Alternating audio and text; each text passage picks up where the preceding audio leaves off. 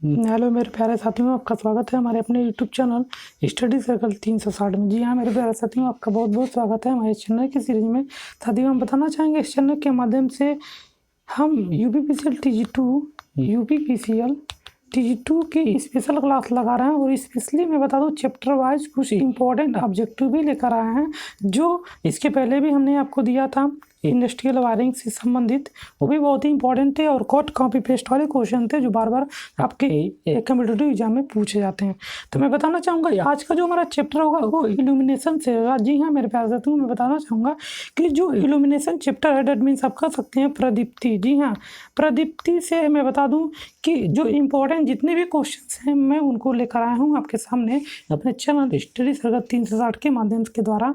तो मैं बता दूँ आप हमारे साथ ऐसे लगातार जुड़े रहिए और वीडियो को बिना स्किप किए लास्ट तक बने रहिए, क्योंकि ये जो वीडियो है बहुत ही इंपॉर्टेंट है और जो ऑब्जेक्टिव क्वेश्चन कराए जाएंगे मैं बताना चाहूँगा कि ये क्वेश्चन कट कॉपी पेस्ट हर साल किए जाते हैं। और ये जो इल्यूमिनेशन चैप्टर यहाँ से मैं बता दूं मात्रक जो है इंपॉर्टेंस पूछे जाते हैं। जो भी इंपॉर्टेंट ऑब्जेक्टिव हैं वो सारे ऑब्जेक्टिव को हम इस सेशन में कराने वाले हैं। तो आइए चलते हैं, देखते हैं आज की जो हमारे ऑब्जेक्टिव क्वेश्चन है वो कहाँ से स्टार्ट होता है। तो मैं बता दूं पहला हमारा जो क्वेश्चन है बहुत ही इंपॉर्टेंट है। मैं बताना चाहूँगा इस चैप्टर से ऑब्जेक्टिव क्वेश्चन बहुत ही हूबहू कट कॉपी पेस्ट किए जाते हैं।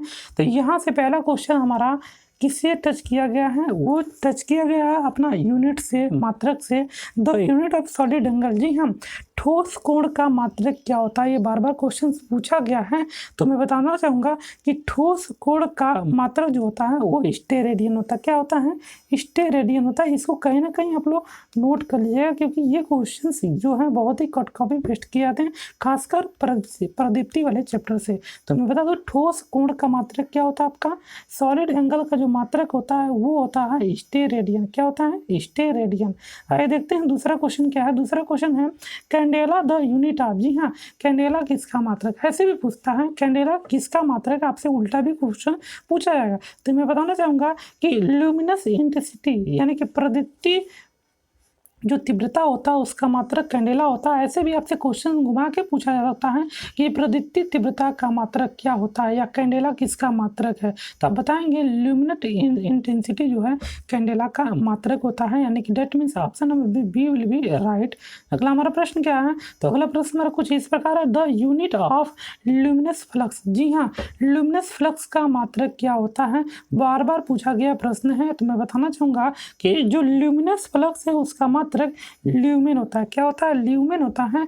मैं बार बार आपसे कह रहा हूँ कि ये जो चैप्टर है इस चैप्टर से ज़्यादातर मात्रक ही पूछे जाते हैं और कुछ इंपॉर्टेंस और भी क्वेश्चन हैं जो मैं आपको बताने वाला हूँ। तो इस क्वेश्चन को आप कहीं ना कहीं नोट कर लीजिएगा। मैं आपसे क्वेश्चन क्या पूछा गया है कि ल्यूमिनस फ्लक्स का मात्रक क्या होता है। तो मैं बता दूँ ल्यूमिनस फ्लक्स का मात्रक ल्यूमेन होता है। जी हाँ, ल्यूमिनस फ्लक्स का मात्रक क्या होता है? ल्यूमेन होता है। अगला प्रश्न क्या है? कुछ इस प्रकार है कि radiant efficiency of the luminous source depend on. जी हाँ, ल्यूमिनस स्रोत का जो रेडिएंट एफिशिएंसी होती है, जो दक्षता होती है, वो किस पे निर्भर करता है। जी हाँ, बहुत ही बढ़िया क्वेश्चन है। तो मैं बता दूं जो रेडिएंट एफिशिएंसी होता है ल्यूमिनस सोर्स का, वो हमारे टेम्परेचर, सोर्स के टेम्परेचर निर्भर करता है कि सोर्स का टेम्परेचर कितना है। यानी कि option number B will be right. Temperature of the source, the radiant efficiency of the luminous source depend on temperature of the source. Option number B will be right. अगला प्रश्न है बहुत ही बहुत ही पॉपुलर प्रश्न है कि light waves travel with velocity of. जी हाँ, जो प्रकाश है वो प्रकाश की गति कितनी होती है, ये बार बार क्वेश्चन पूछे जाते हैं। तो मैं बताना चाहूँगा 3 × 10⁻। जी हाँ, कर light wave travel with the velocity, कितनी वेग से जो लाइट है, जो प्रकाश है, गति करता है। जी हाँ, मैं बताना चाहूँगा 3 × 10⁸ मीटर पर सेकेंड होता है। कितना होता है? 3 × 10⁸ मीटर पर सेकेंड होता है। लेकिन मैं बताना चाहूँगा यहाँ पे कि इन्होंने क्या दे रखा है, सारा जो मात्रक है वो सेंटीमीटर पर सेकेंड में दिया है। तो मैं बता दूं जब मीटर को सेंटीमीटर में चेंज करेंगे तो वो हो जाएगा 3 × 10⁻10 सेंटीमीटर पर सेकेंड हो जाएगा, यानी कि option number A will be right. ये मैं बता दूं कि क्वेश्चन बहुत ही पॉपुलर है। फिर आगे आते हैं हम, carbon arc lamp are commonly use. जी हाँ, कार्बन जो लैंप होता है वो जनरली कहाँ पे यूज किया जाता है? तो मैं बता दूं जो कार्बन लैंप होते हैं वो सिनेमा प्रोजेक्टर में यूज किए जाते हैं। कहाँ प्रयोग किए जाते हैं? कार्बन जो लैंप होता है वो सिनेमा प्रोजेक्टर पे यूज किए जाते हैं। इसको याद करने का आसानी तरीका मैं बता दूं, सी फॉर क्या हो जाएगा? कार्बन हो जाएगा, कार्बन, और सी से क्या हो जाएगा? सिनेमा। जी हाँ, सिनेमा प्रोजेक्टर में पूछा जा सकता है आपसे कि सिनेमा जो प्रोजेक्टर होता है वहाँ पे कौन सा लैंप प्रयोग किया जाता है, तो आप बताएंगे कि सिनेमा प्रोजेक्टर में कार्बन आर्क लैंप का प्रयोग किया जाता है, यानी कि option number C will be right. अगला प्रश्न क्या है? द इल्यूमिनेशन, देखिए बहुत बढ़िया क्वेश्चन है ये। क्वेश्चन जो है आपके, the illumination is directly proportional the cosine of the angle made by the normal of the illuminated surface and the direction of the incident flux above statement is associated with। जी हाँ, ये जो कथन दिया गया है ये कथन किसकी परिभाषा की पुष्टि करता है? तो मैं बता दूं ये जो कथन है ये हमारा इल्यूमिनेशन जो प्रदीप्ति के दूसरे नियम लैम्बर्ट-कोज्जिया नियम को दर्शाता है। लैम्बर्ट-कोज्जिया नियम कहता क्या है कि जो लैम्बर्ट-कोज्जिया नियम होता है कि किसी भी सतह पर, जी हाँ, किसी भी सतह पे, सरफेस पे जो होता है वो क्या, इल्यूमिनेशन स्रोत से आने वाली जो प्रकाश की किरण होती है, प्रकाश की किरण के अभिलंब के बीच में जो एंगल बनता है, जो cos फाई बनता है, जो कोसाइन बनता है, उसके क्या होता है, उसके समानुपाती होता है। डेट मीन्स आप कह सकते हैं कि ये जो होता है ल्यूमिनस को ई से दर्शाते हैं, ई परपोर्शनल कास अल्फा। कितना?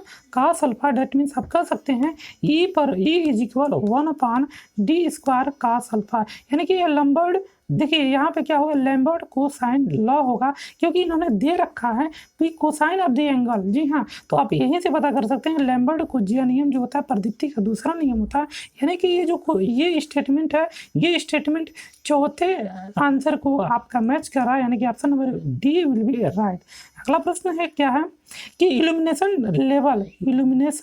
Level required to precision work is around. जी हाँ, जो प्रिसीजन कार्य होता है उसके चारों तरफ इल्यूमिनेशन प्रदीप्ति की रिक्वायर्ड कितनी होती है, प्रदीप्ति लेवल की कितनी रिक्वायर्ड है? मैं बता दूं 50 ल्यूमन पर मीटर स्क्वायर की रिक्वायर्ड होती है, यानी कि 500 ल्यूमन पर मीटर स्क्वायर की जरूरत पड़ती है। यदि कोई कार्य करने की एरिया है तो वहाँ पे जो इल्यूमिनेशन होगा, प्रदीप्ति होगा, उसकी रिक्वायर्ड, उसकी जरूरत कितनी होगी? 500 ल्यूमन पर मीटर स्क्वायर, यानी कि option number D will be right. अगला प्रश्न क्या है? अगला प्रश्न है which of the following will need the highest level of illumination. जी हाँ, कर रहा है कि ऐसा कौन सा जगह होगा जहाँ पे इल्यूमिनेशन लेवल को ज़्यादा यूज किया जाएगा? तो मैं बता दूं कि प्रूफ रीडिंग, जी हाँ, प्रूफ रीडिंग में कह रहा है कि हाईएस्ट लेवल का वहाँ पे इल्यूमिनेशन की आवश्यकता पड़ती है, यानी कि option number A will be right. अगला प्रश्न क्या है?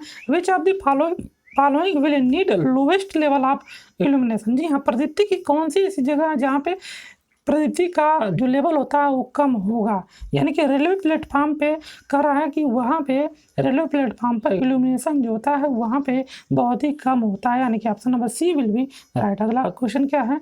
Which of the following lamp gives nearly monochromatic light. जी हाँ, मोनोक्रोमेटिक लाइट हमें कहाँ से प्राप्त होता है? मैं बताना चाहूँगा कि सोडियम वेफर जो लैंप होता है उसका बहुत ही मोनोक्रोमेटिक लाइट वहाँ से हमें आसानी से नज़दीकी से प्राप्त हो जाता है, तो sodium vapour lamp, option number A will be right. अगला प्रश्न है the illumination level is houses is the range. जी हाँ, इल्यूमिनेशन लेवल जो होता है घरों में उसकी रेंज क्या होता है, उसका परिसर क्या होता है? तो मैं बता दूँ 100 से 140 ल्यूमन पर मीटर स्क्वायर। जी हाँ, इल्यूमिनेशन का देख लीजिए आप, मात्रक बार बार आ रहा है, ल्यूमन पर मीटर स्क्वायर भी होता है, तो उसका कह रहे हैं उसका रेंज कितना होगा? जो हमारे घरों की इल्यूमिनेशन लेवल होती है कितनी होनी चाहिए? 100 से 140 ल्यूमन पर मीटर स्क्वायर होनी चाहिए। फिर अगला प्रश्न है luminous efficiency of a fluorescent tube lamp.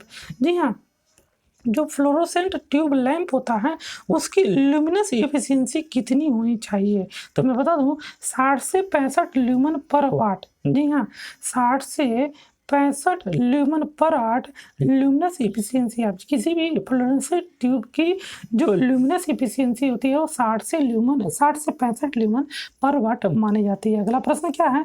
अगला प्रश्न कुछ इस प्रकार है कि 1 lumen per square metre is the same.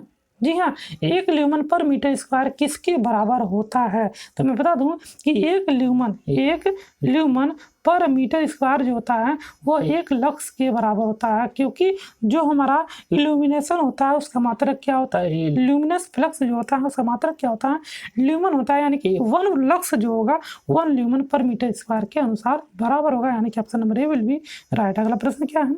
अगला प्रश्न कुछ इस प्रकार है कि standard wattage of 3 feet fluorescent tube lamp. जी हाँ, फ्लोरोसेंट ट्यूब लैंप का जो स्टैंडर्ड वाट होता है 3 फीट की, मैं बताना चाहूँगा कि स्टैंडर्ड वाट वो 40 वाट का होता है। मैं बता दूँ ये क्वेश्चन जो होते हैं बहुत ही डाटाबेस क्वेश्चन होते हैं और बार बार ये क्वेश्चन रिवाइज कराए जाते हैं। तो मैं बताना चाहूँगा कि ये एक ही से 2 ही वीडियो में मैं बताना चाहूँगा, इस पूरे चैप्टर को ख़त्म कर दूंगा। जितने भी ऑब्जेक्टिव क्वेश्चन इस चैप्टर प्रदीप्ति से बनते हैं उन सारे क्वेश्चनों को मैं अपने चैनल स्टडी सर्कल 360 के माध्यम से आपके सामने प्रेजेंट कर दूंगा और आप इस क्वेश्चन को कहीं ना कहीं नोट भी कर सकते हैं। तो आइए देखते हैं अगला प्रश्न क्या है। अगला प्रश्न कुछ इस प्रकार है, for the same wasted with the lamp cheapest. जी हाँ, कह रहे हैं कि for the same wasted which lamp is cheapest. कर हैं कि कौन सा ऐसे लैंप है जो सेम वाट का होता है और वो बहुत ही सस्ता होता है। मैं बता दूं जीएलएस लैंप जो होता है, जीएलएस लैंप जो होता है ये वाटेज में तो समान होता है लेकिन ये बहुत ही चीप एंड सस्ता होता है जीएलएस लैंप, यानी कि option number D will be right. अगला प्रश्न क्या है? Optical instrument use for the comparison of candle power of the different source of known है। जी हाँ, इसको करा ऑप्टिकल जो इंस्ट्रूमेंट होते हैं उनके कंपैरिजन कैंडल पावर से डिफरेंट सोर्स से के किस नाम से जाना जाता है, किस मीटर से नाम आ जाता है? तो वो जो होता है फोटोमीटर होता है। क्या होता है? फोटोमीटर होता है, यानी कि option number D will be right. अगला प्रश्न क्या है? Which photometer use to comparing of light different colour. तो ये होता है आपका यूलिस्ट फ्लिकर फोटोमीटर। जी हाँ, option number D will be right.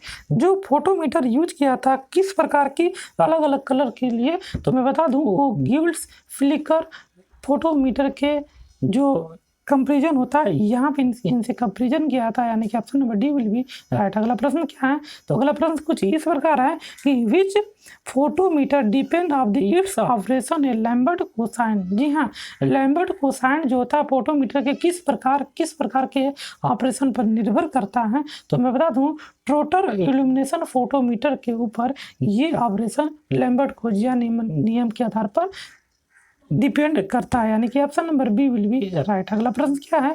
Which of photometer depend of the operation of inverse square law. जी हाँ, इनवर्स स्क्वायर लॉ किस प्रकार निर्भर करता है? तो मैं बता दूं मैकबेथ इल्यूमिनेटर जो होता है वो इनवर्स स्क्वायर लॉ के ऑपरेशन पर फोटोमीटर के ऊपर डिपेंड करता है, यानी कि option number C will be right. अगला प्रश्न है the colour of temperature of the day light in around. जी हाँ, दिन में जो प्रकाश होती है उसके चारों तरफ का जो कलर होता है उस कलर का टेम्परेचर उस दिन का कितना होता है? तो मैं बताना चाहूँगा आपको कि ये 6000 के होता है, 6000 के बराबर था the colour of temperature of the day its around. जी हाँ, दिन का जो टेम्परेचर होता है किसी भी रंग का तो वो 6000 के माना जाता है, कैंडला माना जाता है। Option number D will be right. अगला प्रश्न क्या है? Light is produce in electric discharge lamp by. जी हाँ, जो लाइट होता है वो इलेक्ट्रिक डिस्चार्ज लैंप से किस प्रकार प्रोड्यूस करता है, किस प्रकार वहाँ से लाइट प्रोड्यूस करता है? तो मैं बता दूँ कि गैस या वेपर लैंप के आयनाइजेशन जो माध्यम होता है उसके माध्यम से इलेक्ट्रिक डिस्चार्ज लैंप क्या करता है?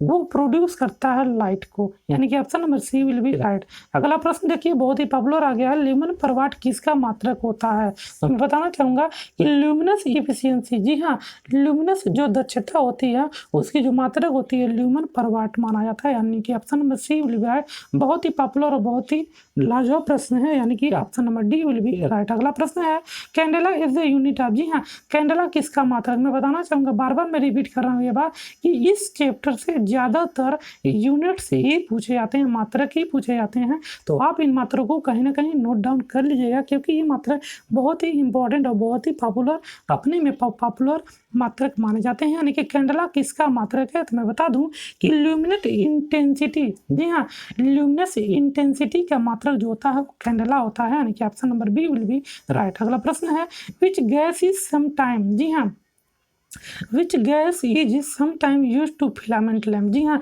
फिलामेंट लैम्प में कुछ किस प्रकार की गैसों का प्रयोग किया जाता है? तो मैं बता दूं जो फिलामेंट लैम्प होते हैं वो क्या होता है, वहाँ पे कार्बन टाइप के आर्गन टाइप के गैस प्रयोग किए जाते हैं। यानी कि option number A will be right कि जो फिलामेंट लैम्प होते हैं वहाँ पे जनरली आर्गन गैस का प्रयोग किया जाता है। अगला प्रश्न है which bulb operate the lowest power. जी हाँ, कौन सा ऐसा बल्ब है जो बहुत ही कम ऊर्जा पर क्या कि ऑपरेट होता है? तो मैं बता दूं जो टार्च वाले जो बल्ब होते हैं बहुत ही कम पावर पर ऑपरेट किए जाते हैं। यानी कि option number D will be right कि टार्च बल्ब जो होते हैं, कैसे भी पूछा जाता है कि टार्च जो बल्ब होता है वो कितने पावर पर ऑपरेट किया जाता है? तो आप बताएंगे कि लोवेस्ट पावर पर काम करने वाला जो बल्ब होता है वो टॉर्च बल्ब होता है। यानी कि option number D will be right. अगला प्रश्न क्या है?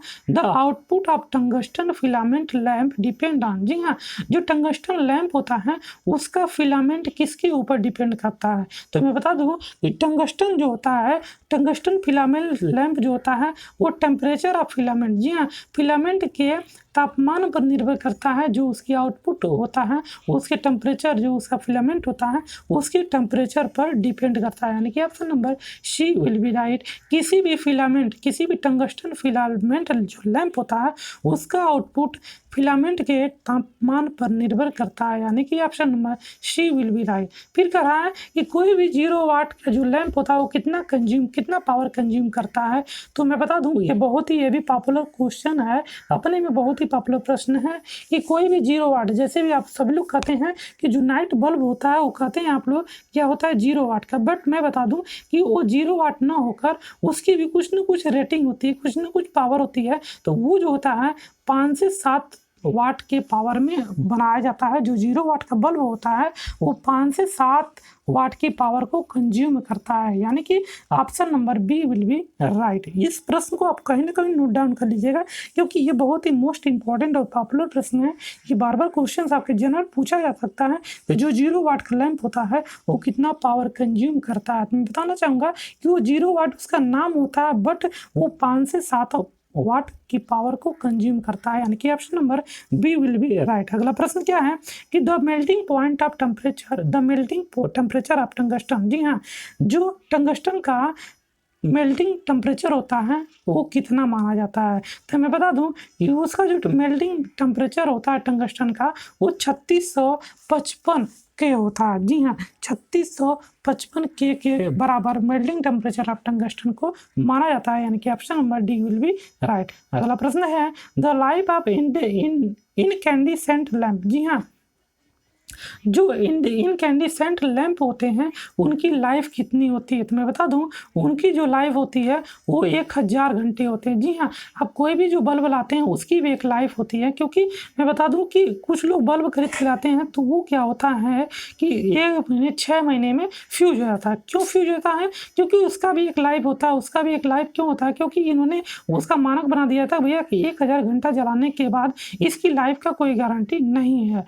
तो क्या होता है कि हमें जब भी बल्ब यूज करें तो दिन में ज़्यादातर तो उस बल्ब को ऑफ ही कर दें, क्योंकि उसकी भी एक लाइफ होती है, उसकी भी एक लाइफ होती है। कितने लाइफ के बाद उसका एक मानक होता है। इसलिए जो इनके इंडिसेंट लैंप होता है उसकी जो लाइफ होती है 1000 घंटे मानी जाती है। बहुत ही पॉपुलर प्रश्न है कि 1000 घंटे का लाइफ किस बल्ब का होता है? तो आप बताएंगे कि इनकैंडिसेंट जो लैंप होता है उसका जो लाइफ होता है कितना होता है? 1000 घंटे माना जाता है। यानी कि option number C will be right. अगला प्रश्न है the source of illumination for a cinema projector. जी हाँ, कह रहा है कि सिनेमा प्रोजेक्टर के लिए किस प्रकार की इल्यूमिनेशन का प्रयोग किया जाता है? तो मैं मैं बताना चाहूँगा कि कार्बन जो आर्क लैंप होता है, अभी इस प्रश्न को घुमा दिया गया है।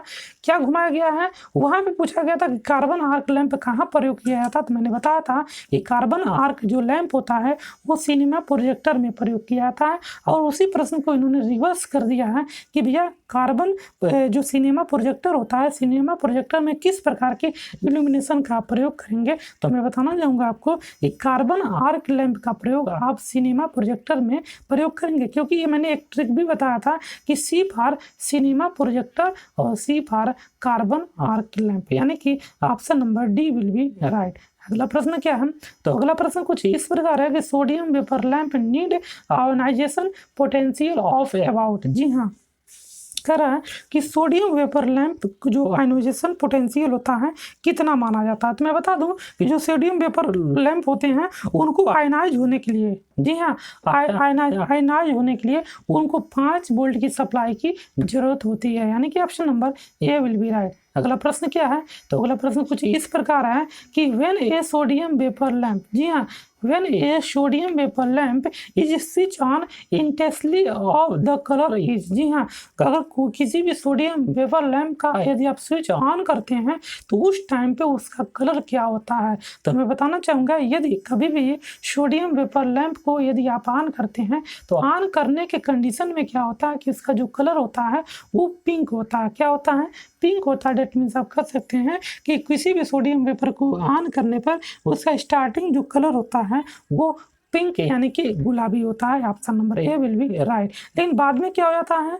बाद में सोडियम वेपर लैंप का कलर येलो हो जाता है, पीला हो जाता है। लेकिन यहाँ पे इन्होंने पूछा है कि जब आप स्विच ऑन करते हैं तब उसका कलर, सोडियम वेपर लैंप का कलर क्या होगा? तो वहाँ पे पिंक होगा। Option number A will be right. अगला प्रश्न है in a sodium vapour lamp discharge the first started in the, जी हाँ, करा सोडियम वेपर लैंप का डिस्चार्ज जो होता है फर्स्ट में क्या होता है, किस प्रकार होता है? तो मैं बता दूं वहाँ पे नियोन गैस, जी हाँ, सोडियम वेपर लैंप में डिस्चार्ज के लिए स्टार्टिंग के लिए नियोन गैस का प्रयोग किया था, यानी कि option number A will be right. साथियों का वीडियो कैसा लगा जरूर आप हमें कमेंट बॉक्स में कमेंट करके बताएगा। यदि पहली बार हमारे चैनल स्टडी सर्कल 360 पर विजिट करें तो हमारे चैनल स्टडी सर्कल 360 को सब्सक्राइब और साथ ही साथ बेल आइकन को भी प्रेस कर लीजिए, जिससे आप यूपीपीएससी TG2 की तैयारी करने में आपको ज़्यादा सहयोग प्रदान किया जाएगा। मैं बता दूं चैप्टर वाइज ऐसे इंपॉर्टेंट जो सीरीज हैं उनको हम लेते आ रहे हैं और लगातार आप हमारे साथ जुड़े रहिए। हमने कंप्यूटर का भी क्लास रख दिया है, क्योंकि जो यूपीपीएससी TG2 है, जी हाँ, TG2 का जो एग्जाम है उसमें कंपलसरी है कि भाई 50 नंबर में 20 नंबर लाना अनिवार्य है। यदि आपको कंप्यूटर पास करना तो हमारे चैनल स्टडी सर्कल 360 के माध्यम से जुड़े रहिए, क्योंकि हमने वहाँ पे बहुत सारे वीडियो प्रोवाइड करा रखे हैं जो ऑनलाइन के और मोस्ट इम्पॉर्टेंट टॉपिक्स हैं। तो जिसे आप यदि आपने हमारे प्लेलिस्ट में जाके कंप्यूटर की वीडियो को नहीं देखा है तो हमने उसका लिंक डिस्क्रिप्शन बॉक्स में दे रखा है कंप्यूटर का। यदि आपको कंप्यूटर पास करना है तो हमारे चैनल स्टडी सर्कल 360 के साथ जुड़े रहिए। आइए देखते हैं अगला प्रश्न क्या है। तो अगला प्रश्न क्या है, कुछ इस प्रकार है कि the mercury vapour lamp gift, क्या हमें मरकरी वेपर जो लैंप होता है वो क्या हमें प्रदान करता है? तो मैं बता दूं ग्रीनिश ब्लू लाइट, जी हाँ, ग्रीनिश जो ब्लू लाइट होता है हमें मरकरी वेपर लैंप के माध्यम से प्राप्त होता है, यानी कि option number C will be right. अगला प्रश्न क्या है? तो अगला प्रश्न बहुत ही इंपॉर्टेंट, बहुत ही पॉपुलर, बहुत ही आवश्यक क्वेश्चन है हमारे TG2 के एग्जाम के लिए। तो मैं बताना चाहूँगा कि under the influence of the fluorescent lamp something the wheel of rotating machinery appear the stationary, this is due to, जी हाँ, यदि हम किसी भी मशीन को घूमते हुए देखते हैं तो हमें जैसा लगता है कि वो मशीन उल्टा रन कर रहा है। तो ये जो प्रक्रिया होती है किसके सिद्धांत पे या किस इफेक्ट पर आधारित होता है, वहाँ पे कौन सा इफेक्ट होता है? यदि आप किसी पंखे को घूमते हुए देखते हैं तो जैसे लगता है कि पंखा एंटी क्लॉकवाइज घूम के क्लॉकवाइज घूम रहा है तो आपको उल्टा प्रतीत हुआ, घूमता हुआ उल्टा प्रतीत दिखाया जाता है। तो ये किसके इफेक्ट पर आधारित होता है? वहाँ पे कौन सा इफेक्ट कहा जाता है? मैं बता दूं उस इफेक्ट को स्पोकिक प्रभाव के नाम से जाना जाता है, स्ट्रैबोस्कोपिक प्रभाव के नाम से जाना जाता है। इस प्रभाव में होता क्या है, यदि कोई भी मशीन का पहिया या मशीन का कोई भी पार्ट यदि घूम रहा है तो आपको जैसे लगेगा कि वो जो पार्ट घूमने वाला है वो आपको उल्टा घूमते हुए दिखाई प्रतीत होता है, यानी कि option number C will be right. अगला प्रश्न क्या है, Which of the following electric discharge lamp gives highest lumen per watt? जी हाँ, करा कि कौन सा ऐसा किस इलेक्ट्रिक डिस्चार्ज कौन से ऐसे ल्यूमेन पर वाट की डिस्चार्ज लैंप हमें हाईएस्ट प्राप्त होता है। मैं बता दूं सोडियम वेपर लैंप। जी हाँ, सोडियम वेपर लैंप का जो इंटेंसिटी होता है ल्यूमेन पर वाट होता है वो हाईएस्ट होता है, यानी कि option number A will be right. अगला प्रश्न क्या है कि the solid angle subtended at the centre of hemisphere of diameter will be. जी हाँ, हेमीस्फीयर अर्धगोला का जो डायमीटर होता है वो कितना होगा यदि कोई सॉलिड एंगल है, यानी कि मैं बता दूं वो जो होगा आपका 2 पाई के बराबर माना जाएगा, यानी कि option number C will be right. अगला प्रश्न क्या है, which of the following is cold cathode lamp. जी हाँ, कोल्ड कैथोड लैंप के नाम से किसे जाना जाता है। मैं बताना चाहूँगा कि जो नियोन लैंप होता है, जी हाँ, जो नियोन लैंप होता है उसको कोल्ड कैथोड लैंप के नाम से भी जाना जाता है, यानी कि option number B will be right. साथियों में वीडियो कैसा लगा जरूर हम कमेंट बॉक्स में कमेंट करके बताइएगा। यदि आपको वीडियो पसंद आ रहा है तो इस वीडियो को एक लाइक, एक शेयर और एक कमेंट जरूर कर दीजिएगा। तो आइए देखते हैं अगला प्रश्न क्या है। तो अगला प्रश्न कुछ इस प्रकार है कि the flicker effect of fluorescent lamp is more pronounced at. जी हाँ, जो फ्लिकर इफेक्ट होता है फ्लोरोसेंट लैंप में वो किस प्रकार प्रोनाउंस किया जाता है। मैं बता दूं लोअर फ्रिक्वेंसी के लिए फ्लिकर इफेक्ट फ्लोरोसेंट ट्यूब में पाया जाता है, यानी कि option number C will be right. अगला प्रश्न है the frequency of flickers in a fluorescent lamp at 220 volt 50 hertz supply के लिए कि चिन्ह 220 वोल्ट के सप्लाई यदि 50 हर्ट्ज की जो सप्लाई है तो वहाँ पे फ्रीक्वेंसी या फ्लिकर कितनी होगी यदि किसी फ्लोरोसेंट ट्यूब में हम 220 वोल्ट की सप्लाई देते हैं। तो मैं बता दूं कि वहाँ पे फ्रीक्वेंसी या फ्लिकर कितनी होगी 100 पर सेकेंड होगा। जी हाँ, 100 पर सेकेंड जो होगा आपका क्या होगा 100 पर सेकेंड फ्रीक्वेंसी या फ्लिकर का माना जाएगा यदि कोई फ्लोरोसेंट ट्यूब लैंप का वोल्टेज 220 वोल्ट है तो, यानी कि option number C will be right. अगला करा wavelength of green colour nearly. जी हाँ, जो हरा कलर होता है हरे कलर का ग्रीन कलर का वेवलेंथ कितना होता है। तो मैं बताना चाहूँगा वेवलेंथ इसका 5500 एंगस्ट्राम। जी हाँ, तरंग दैर्घ्य का जो मात्रक होता है एंगस्ट्राम में होता है और ग्रीन जो कलर होता है उसका जो वेवलेंथ होता है वो कितना होता है 5500 एंगस्ट्राम माना जाता है, यानी कि option number D will be right. अगला प्रश्न क्या है। तो अगला प्रश्न कुछ इस प्रकार है कि 1 एंगस्ट्राम किसके बराबर होता है। तो मैं बताना चाहूँगा कि जो 1 एंगस्ट्राम होता है वो 10⁻⁸ सेंटीमीटर के बराबर होता है, यानी कि option number C will be right. Option number C will be right. 1 angstrom is equal 10⁻⁸ centimetre के बराबर होता है। अगला प्रश्न क्या है। तो अगला प्रश्न कुछ इस प्रकार है कि which of the following colour have the wavelength between green and colour. जी हाँ, फिर वही क्वेश्चन आ गया कि कर रहा है कि which of the following colour has wavelength between green and colour. Green जो कलर होता है और जो हमारा वेवलेंथ होता है तरंगदैर्घ्य होता है वो किन किन कलरों के बीच में होता है। तो मैं बताना चाहूँगा आपको कि येलो और ग्रीन कलर में ये दोनों वेवलेंथ माना जाता है, यानी कि option number A will be right. अगला प्रश्न क्या है। The purpose of providing a choke in a tubelight. जी हाँ, चोक का ट्यूबलाइट में क्या कार्य होता है। तो मैं बताना चाहूँगा कि चोक का मेन पर्पज क्या होता है ट्यूबलाइट में to limit the current appropriated value. जी हाँ, एप्रोप्रिएटेड जो निर्धारित वैल्यू है उसी के लिमिट करंट को निर्धारित करना, यानी कि option number D will be right. साथियों ये वीडियो कैसा लगा जरूर कमेंट बॉक्स में कमेंट कर बताएगा और स्टडीज अगर 360 पे पहली बार विजिट करते हैं तो हम आपको तहे दिल से शुक्रिया अदा करते हैं और आप हमारे चैनल के साथ लगातार जुड़े रहिए, क्योंकि यदि आप UPSC की तैयारी कर रहे हैं तो आप हमारे साथ लगातार जुड़े रहिए, क्योंकि हम आपको लगातार ऐसे ही मटेरियल देते रहेंगे। ये था हमारा पहला पार्ट इल्यूमिनेशन का। दूसरे पार्ट में भी हम मिलेंगे अपने सारे क्वेश्चन इंपॉर्टेंट क्वेश्चन के साथ। आज के लिए बस इतना ही, तब तक नमस्कार, जय हिंद, जय भारत।